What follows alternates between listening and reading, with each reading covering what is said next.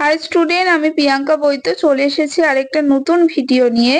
তো নিট সংক্রান্ত যাবতীয় আলোচনা কিন্তু আমার এই ভিডিওগুলোতে তোমরা পেয়ে যাবে। আজকে যেটা নিয়ে আলোচনা করব, ওয়েস্ট বেঙ্গল প্রাইভেট মেডিকেল কলেজে এমবিবিএস পড়তে কত খরচ হয় এবং স্টেট কোটা আর ম্যানেজমেন্ট কোটাতে কি রকম খরচ হয় সেটা নিয়ে আলোচনা করব। তো প্রাইভেট কলেজ বলতে তোমাদের সবসময় মনে হয় যে সেখানে কিন্তু ম্যানেজমেন্ট কোটাতেই তোমাদের বেশি মাথায় ঘোরে, কিন্তু নয়।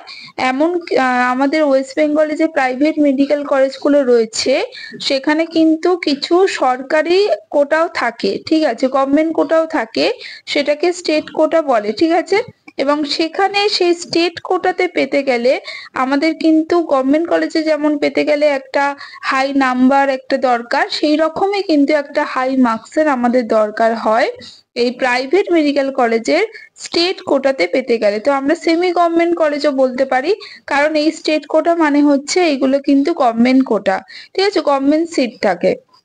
আর ম্যানেজমেন্ট কোটা হচ্ছে এখানে বেশি তোমাদের ফিসটা বেশি হয় ম্যানেজমেন্ট কোটাতে, এবং কোয়ালিফাইং নাম্বার তোমার এমবিবিএস এ পাস যেটাকে বলে, এমবিবিএস এ পাওয়ার জন্য যে কোয়ালিফাইং নাম্বারটা রয়েছে সেটা পেলেই তোমরা যে কোনো প্রাইভেট মেডিকেল কলেজে যে ম্যানেজমেন্ট কোটাতে কিন্তু পড়তে পারবে।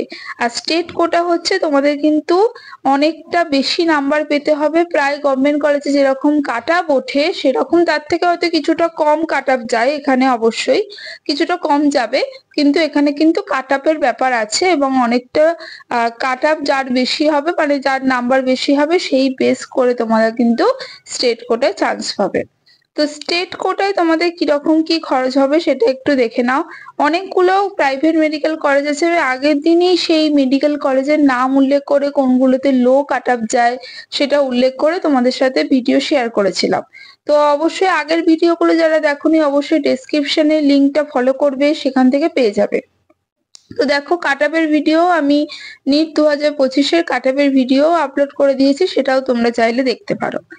তো যেটা নিয়ে আলোচনা করব যে স্টেট কোটায় প্রাইভেট মেডিকেল কলেজ যেগুলো রয়েছে এখানে একটা ব্যাপার আছে, কেপিসি যেটা রয়েছে যাদবপুরে, যে কেপিসি প্রাইভেট মেডিকেল কলেজ রয়েছে এটা কিন্তু অপেক্ষাকৃত কম খরচ হয় এবং অনেক বেশি হাই কাটা বোঝায়, প্রায় গভর্নমেন্ট কলেজে পাওয়ার মতোই কিন্তু কাটা এখানে যায়।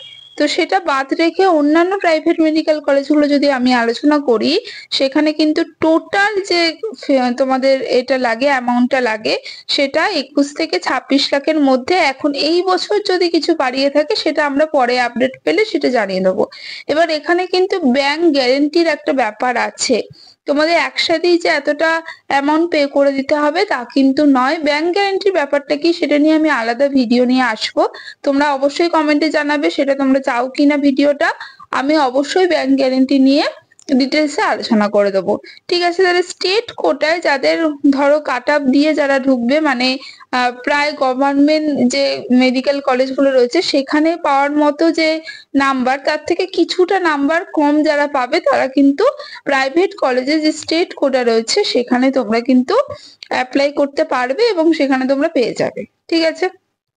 তাহলে সেখানে কিন্তু অ্যামাউন্ট তোমাদের লাগবে 21 থেকে 26 লাখের মতো, পুরো টোটাল অ্যামাউন্ট বলছি, এবং কোনো যদি আমি দেখি চেঞ্জেস এসছে তাহলে অবশ্যই তোমাদের সাথে আলোচনা করব, ঠিক আছে। তাহলে এই গেল স্টেট কোটার কথা।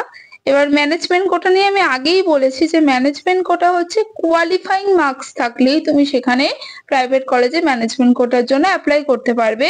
সেখানে তোমাদের কিছু কিছু সব কলেজ মিলিয়ে যেহেতু বলছি তাই সেই জন্য কিন্তু আমি এক একটা অ্যামাউন্ট আলাদা আলাদা করে বলছি না, সব মিলিয়ে বলছি, ঠিক আছে।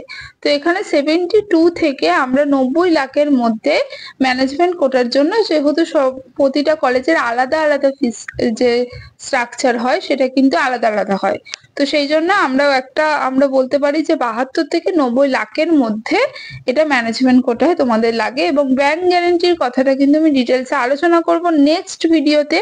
আজকের মতো টাটা, নেক্সট ভিডিও নিয়ে খুব তাড়াতাড়ি হাজির হব।